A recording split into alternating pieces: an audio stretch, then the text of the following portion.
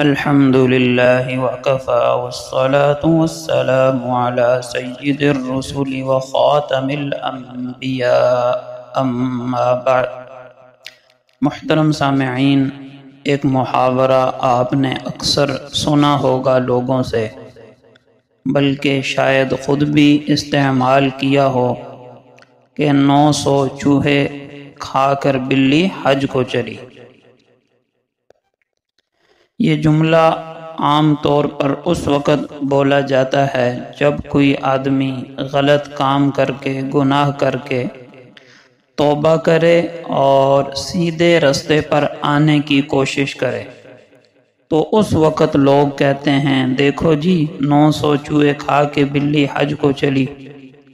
دیکھیں، غور کریں، یہ جملہ، یہ محاورہ بالکل نامناسب ہے، غلط ہے۔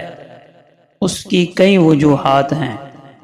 نمبر 1، اس جملے میں حج جیسے مقدس فریضے کو، بابرکت فریضے کو تضحیق کا نشانہ بنایا گیا ہے۔ دوسری وجہ، اس میں توبہ کرنے والے کی کردار کشی کی گئی ہے، یعنی کہ اس کو ایک قسم کا طعنہ دیا جا رہا ہے توبہ کرنے پر۔ دیکھیں، اس نے توبہ کی ہے گناہ سے، آپ اس کو طعنہ دے رہے ہیں، جبکہ اللہ کے رسول صلی اللہ علیہ وسلم ہمیں بتا رہے ہیں کہ ایک آدمی 70 مرتبہ توبہ کرے اور 70 مرتبہ گناہ کر کے اس توبہ کو توڑ دے، پھر جب آ کر توبہ کرے گا تو اللہ تعالیٰ 71ویں مرتبہ بھی اس کی توبہ کو قبول فرمائیں گے اور اس کو یہ طعنہ بھی نہیں دیں گے کہ تم پہلے 70 مرتبہ توبہ توڑ چکے ہو۔